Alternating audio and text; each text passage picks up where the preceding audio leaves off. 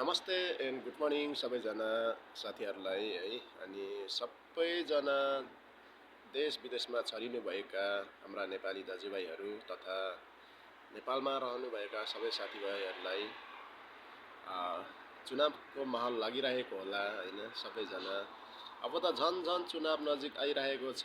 नेपालमा सुत्न छोडिसके नेताहरूले त के हामी विदेशमा छरिएको मान्छेहरूलाई त निन्द्रा लाग्नु छोडिसकेका छ। अब कसको जित होला भन्दै आफ्नो आफ्नो सोचाइमा परिरहेको छ। तर पनि म हर्क साम्पाङको समर्थक हुँ। हर्क साम्पाङलाई सपोर्ट गरिरहेको हुन्छु। जय माटो जय देश भन्दै होइन। सबैभन्दा पहिला सचेत रहनुहोला नयाँ पार्टीहरू, जस्तै अब नयाँ पार्टी हर्क साम्पाङ सरको श्रम सांस्कृतिक पार्टी नसुट्नुहोला। यति बेला तपाईँहरूलाई मिठो बोलेर तपाईँहरूको भोट बाँड्नेहरू कैयौँ देखिरहेको हुन्छ हामी सामाजिक सञ्जालमा, र कतिपय मान्छेहरूले भोट किनिरहेको पनि देख्छौँ होइन। समाचारहरूमा हामीले त देख्ने त त्यही समाचारमा हो। भोट हाल्नु नपाए पनि समर्थन गर्ने हो, सपोर्ट गर्ने हो होइन। तपाईँहरू पनि नसुट्नुहोला। तपाईँहरू जानु बित्तिकै तपाईँहरूको पछि पछि आएर पुरानो पार्टीहरूले तपाईँहरूकै मान्छेहरूलाई भोट पैसा दिएर किनेर जान्छन्। तपाईँहरू होसियार रहनुहोला, होसियार, एकदम होसियार। माटो प्रेमी साथीहरूलाई यो सूचना छ कि कहिल्यै पनि कमजोरी नसोच्नुहोला पुरानो पार्टीहरूलाई। यिनीहरूको राजनीतिक अर्कै खालको छ कि हर्क साम्पाङ सरले सिधा बोल्नुहुन्छ, मलाई सिधा भोट दिन्छ जित्छु भनेर अगाडि बढ्नुहुन्छ, ढुक्कले बस्नुहुन्छ। तर त्यो होइन, एकै रातमा सत्ता पल्टाइदिन्छन् पुरानो पार्टीहरू। उनीहरू धेरै साल भइसक्यो राजनीति गरेर अगाडि बढेका, जुन राजनीतिक हामी बुझ्दैनौँ, रातारात हिँड्ने गर्छन्। त्यही भएर अब छोटो समयको लागि भए पनि खटिदिनु होला सबैजना है। जतिजना हर्क सरको समर्थनमा हुनुहुन्छ सबैजना नसुती सबैजना खटिदिनु होला। अब 4-5 दिन छ, चार पाँच दिन छ चुनाव आउन होइन। सबैजना खटिदिनु होला, सबैजना मिलेर अगाडि बढिदिनु होला भन्न चाहन्छु म। सबैजनाले अहिले अब झापातिर देख्छु एउटा भोट मलाई, अर्को भोट माटोलाई भन्दै हिँडेको पनि देख्छु समाचारतिर होइन। त्यो अब कहाँसम्म सत्य हो त्यो थाहा छैन। तर पनि जतिजनाले भोट हाल्नुहुन्छ भने सिधा अन्जुलीमा रहेको माटोमा भोट हाल्नु होला।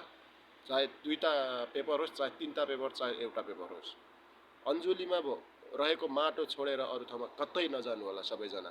जतिजना पूर्ववासी, पश्चिमवासी, जतिजना मधेसवासी रहनुहुने साथीहरूले यो पालि माटोलाई सपोर्ट गरेर एकचोटि अगाडि बढ्नु होला होइन। भोलिको दिनमा हामी नेपाली रहनुपर्छ भन्ने सबैको भनाइ हो, र हाम्रो नेपाल विदेशीको हातमा नपरोस् होइन। यो पालि श्रम सांस्कृतिक पार्टीलाई अगाडि बढाउँ। कतै हाम्रो हर्क सरले सिमाना कायम पो गर्नुहुन्छ कि हाम्रो नेताहरूले अहिलेसम्म, पुरानो नेताहरूले त्यत्रो वर्षसम्म राज गरेका छन्, केही सिमाना कायम गरेका छैनन्। अब हरेक कारखानाहरू बन्द भएको छ। हरेक नेपालका कारखानाहरू बन्द भएर चाहिँ हामी जति पनि युवाहरू 17 वर्ष पुग्नु पाएको छैन, पासपोर्ट बनाएर विदेशिनु परेका छन्। कतिपय मान्छेहरू विदेशबाट चाहिँ काम गर्नु नसकेर ऋणमा फर्किनु परेका छ। सबैजनालाई यो कुरा बुझेर यो पालि श्रम सांस्कृतिक पार्टीलाई अगाडि बढाउँ। अनि नेपालीहरूमा सिप केही पनि छैन। जतिजना नेपालीहरू हामी विदेश जान्छौँ नि, सानो कुनै सिप लिएर गए पनि उनीहरू लेबर र हेल्परमै मैले देखिरहेको हुन्छु सबैजना। अरू देशको त्यो छैन। किन? नेपालका मान्छेहरू +2 पढेर गएको हुन्छ अरे, लेबर काम गरिरहेको देख्छु।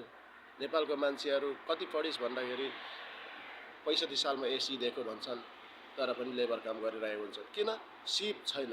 हर्क सरले भन्दै हुनुहुन्छ नि, शिक्षामा परिवर्तन ल्याउँछौँ हामी भनेर। त्यो कुरा सही हो। चाइनाका मान्छेहरूले 8 क्लास पढ्नु पाएको छैन, उनीहरूले सिपको सबै कुरा जानेको हुन्छ। अब हामी नेपालीहरू चाहिँ विदेशमा आएर किन हेल्पर गर्नुपर्छ? किनकि आफूलाई सिप आउँदैन। जब सिप नआइसकेपछि हामीलाई सानो सेलेरी हुन्छ। सानो सेलेरीले हामीले केही गर्न सक्दैनौँ। खाडीमा 15 साल बसे पनि हाम्रो सानो सेलेरीले केही पनि हुँदैन। यहाँनिर ठुलो सेलेरी खाने पनि छन्। बाहिरका मान्छेहरू जस्तै अब नेपालीहरूले 1000 सेलेरी खान्छन् भने बाहिरको मान्छेहरूले 2500, 3000, 4000 उनीहरूको बेसिक सेलेरी हुन्छ। किनकि उनीहरूलाई सिप छ, उनीहरूलाई थाहा छ। त्यही भएर चाहिँ एकचोटि हर्क सरलाई सपोर्ट गरौँ सबैजना मिलेर। सबैजना त्यही भएर होसियार, सबैजना नसुत्नु होला, सबैजना चलाकी भएर हिँड्नु होला। तपाईँहरूको भोट किनिदिन्छ, भोट किनिदिएपछि तपाईँहरू हार्नुपर्छ। हाम्रो श्रम संस्कृति पार्टी हार्छ भोट किनिदिएपछि। भोट किनेन भने हाम्रो श्रम संस्कृति पार्टीले विजय गर्छ। योपालि सबैजनाले सपोर्ट गरौँ भाइ। श्रम संस्कृति पार्टीलाई सपोर्ट गरेर अगाडि बढौँ अनि सबैजना मिलेर योपालि चाहिँ कुनै जातभात, कुनै धर्म, कुनै केही नसोचिकन अगाडि बढिदिनु हुन म आग्रह गर्दछु।